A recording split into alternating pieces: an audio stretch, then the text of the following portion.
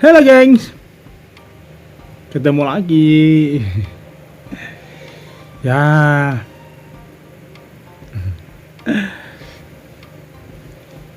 udah mulai panjang loh geng rambutku.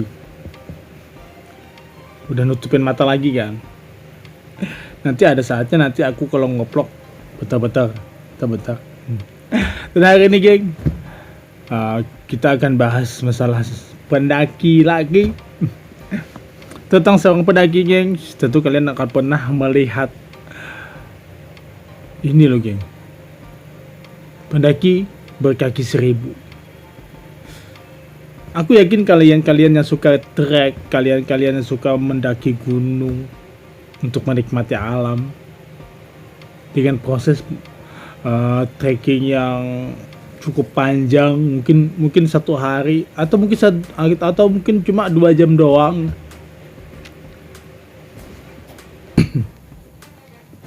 Pasti kalian pernah menemukan pendaki berkaki 1000 ya. Apa itu geng, pendaki berkaki 1000? Aku menganggapnya kenapa ini disebut sebagai pendaki berkaki 1000 geng. Soalnya dia itu cepat. Cepat sih nggak masalah. Tapi kalau kita mendaki dengan tim, alangkah baiknya kita tidak perlu untuk mempercepatkan diri, tidak perlu untuk melakukan langkah 1000. Ya ini gengnya aku sebut sebagai pendaki berkaki 1000. Dia itu hobi banget kalau kita mendaki gengs. Dia pasti akan berlari-lari. Dia hanya pengen menunjukkan kemampuan dia, bahwa dialah mampu. Ya, terkadang geng, aku kenapa menyebutnya sebagai pendaki berkaki 1000? Karena kebanyakan sih orang yang suka mendaki dengan tim, lalu dia duluan, dia ninggalin teman-teman satu tim yang dia rasa itu lambat. Jadi dia itu melangkah dengan cara dia sendiri, dengan jalan cepat, dengan jalan yang begitu setengah berlari. Karena dia merasa mampu. Ini terlihat sekali loh geng, bahwa dia itu adalah seorang yang egois. Kita gak perlu untuk menjadi egois dalam sebuah pendakian itu. Apapun itu, kita harus menghargai yang namanya tim. Kita gak perlu untuk menjadi seorang pendaki berkaki 1000 kan. Kebanyakan sih tipenya orang pendaki berkaki 1000 ini, dia itu egoisnya muncul dan mendoktrin dirinya, ya kan? Saat egoisnya itu muncul, dia benar-benar memikirkan pada dirinya. Tujuan utama dia cuma puncak. Kebanyakan begitu. Kenapa aku menyebutnya sebagai pendaki berkaki 1000? Mereka kalau mendaki gunung itu tujuan mereka puncak secepatnya. Ya, kalau kita mendaki itu memang ya kemana lagi kalau tujuan kita kalau tidak ke puncak, ya kan? Udah pasti. Tapi ya namanya kita mendaki, kita dengan tim, otomatis kan kita bareng, kita berangkat bareng, pulang bareng, dan di trek pun kita wajib bareng loh. Itu kalau kita memang satu tim. Kecuali misalnya kita berbagi dalam tim, itu kan sudah pasti ada pembagian. Aku lagi nemenin si A nih, dia lagi begini-begini. Kamu duluan aja dengan si ini gampang kok. Ini kan sudah perjanjian kita kan nggak apa-apa. Jadi regu tim itu kita bisa berbagi 2, ya kan? Kalau yang aku maksud pendaki 1000 ini, pendaki berkaki 1000 ini, dia terkadang dengan kesendirian dia merasa mampu. Iya sih memang mampu, kita akuin mampu, always lah, tapi sadar. Kita harus sadar diri, yang namanya kita mendaki, kita dengan satu tim, alangkah baiknya kita benar-benar menjaga tentang diri kita, agar tidak ada yang namanya penghapusan jejak tentang pribadi kita dari tim itu. Dan agar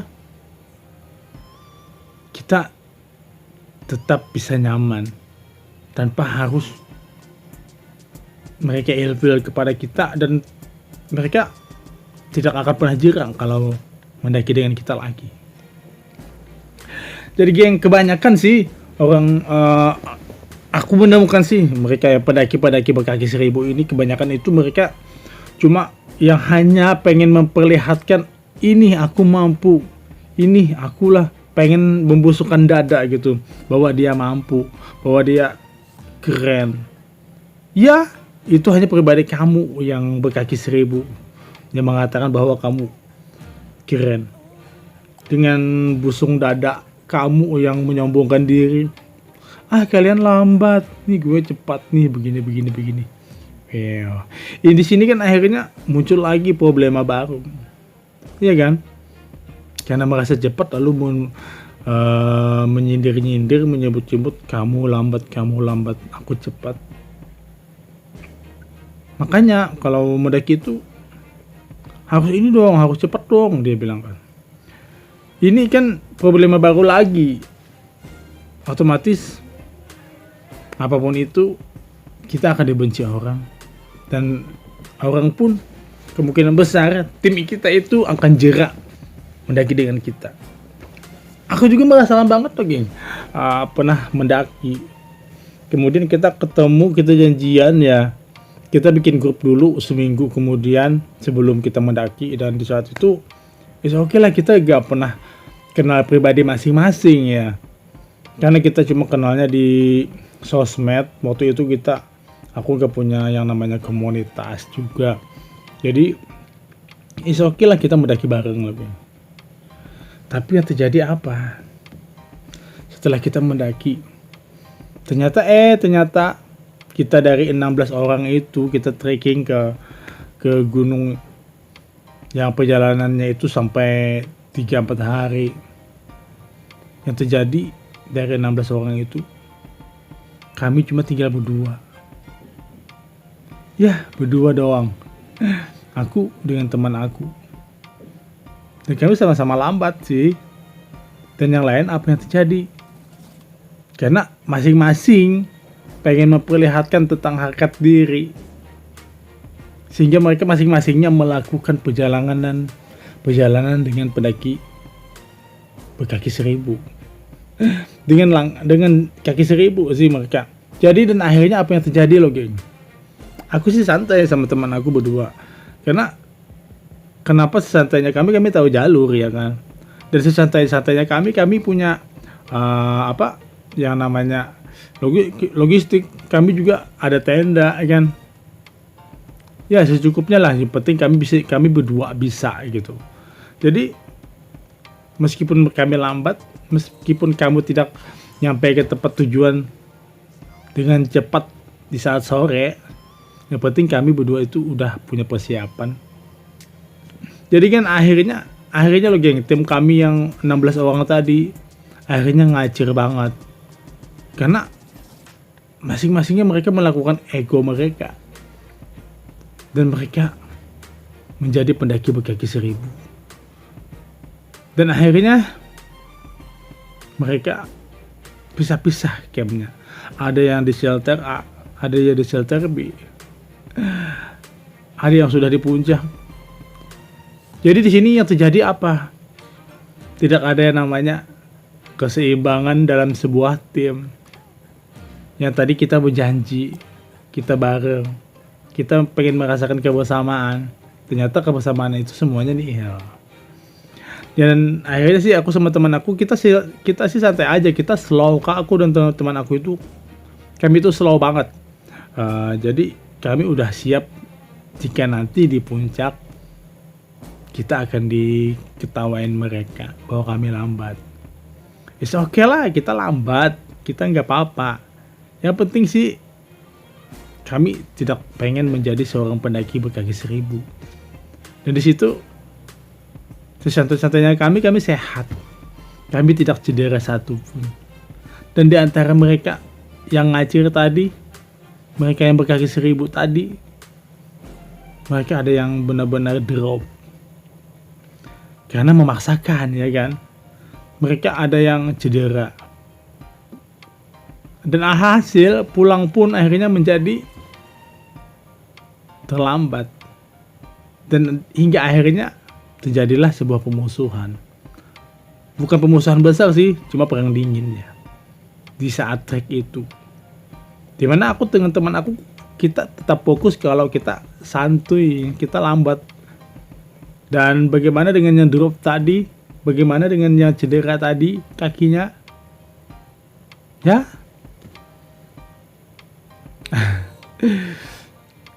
Kami bilang sih, apa gunanya tadi berkaki 1000, dan sekarang sudah menjadi siput kan. Menjadi siput,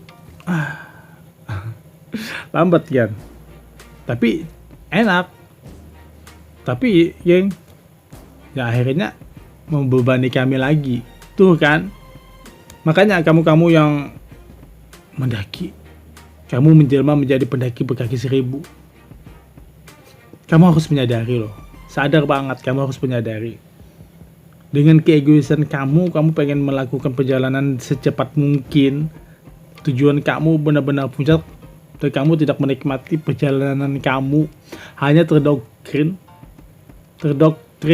dan pikiran kamu cuma puncak ya puncak.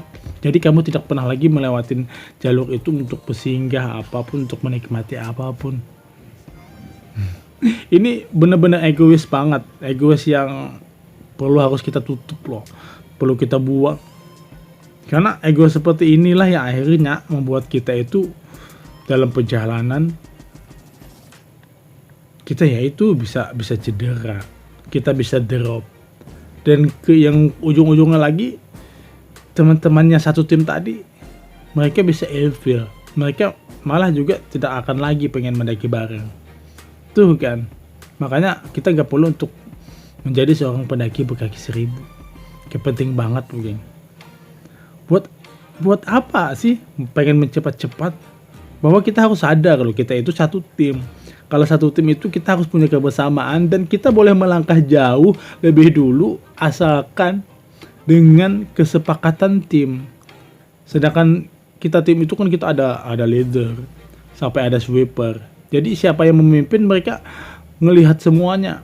Oh, si ini cedera, sini.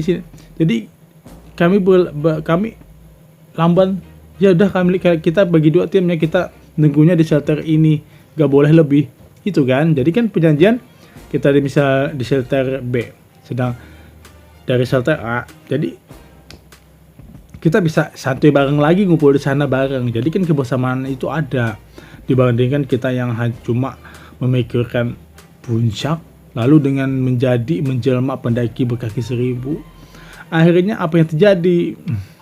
Sampai ke puncak, logistik kita kurang.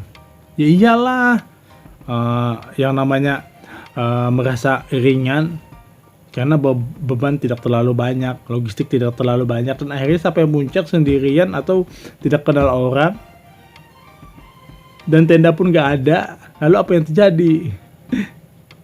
Mau mati ya. Makanya itu kan pilihannya itu, kalau kita mengendalikan egois kita, pilihan itu cuma ada 2. Kita pengen pulang dengan membawa cerita, atau mungkin kita akan mati. Jadi geng, dalam pendakian itu juga benar-benar bisa mengukur tentang pribadi kita juga sih, pengalaman kita yang bisa membuat kita lebih enak, lebih asik, dan mungkin akan dibilang keren ya oleh mereka. Tapi jangan memuji diri sendiri ya, itu gak baik. Jadi geng, kita gak perlu, jika kamu mendaki bersama tim, ya udah tetap hormatin tim kamu. Gak perlu untuk menjadi seorang pendaki berkaki 1000. Hanya dengan egois kamu melangkah secepat-cepatnya sehingga kamu meninggalkan teman-teman kamu. Di antara rasa egois kamu ini kan udah pasti itu kesombongan itu terjadi, merasa hebat. seharusnya kita harus menyadari jika perjalanan itu penuh dengan risiko. Jangan pernah mengatakan perjalanan itu tidak ada risiko ya. Jadi jika kamu yang doyan banget dengan berkaki 1000, maka geng, hentikan. Ya udah, kamu mau berkaki 1000 kalau kamu solo hiking. Tapi kalau kamu kebalik ya, kalau kamu solo hiking itu juga sih, jika kamu gak sadar, kamu juga akan menimbulkan sebuah kesombongan lagi. Pendaki berkaki 1000, dia dengan secepatnya meninggalkan tim, dia sedikit berlari-lari karena dia pikir dengan dia berlari cepat meninggalkan tim itu adalah sesuatu yang fantastik banget, sesuatu yang paling ini banget, itu yang dia pikir mungkin kali ya. Jadi gak ada faedahnya dan gak ada gunanya geng kalau kita menjadi pendaki berkaki 1000 jika hanya menyisakan sebuah ketidaknyamanan, ketidakenakan, dan keilfilan, juga jerak dari mereka untuk bersama kita. Ya udah geng, thank you yang udah nontonnya. Inilah dia pendaki berkaki 1000.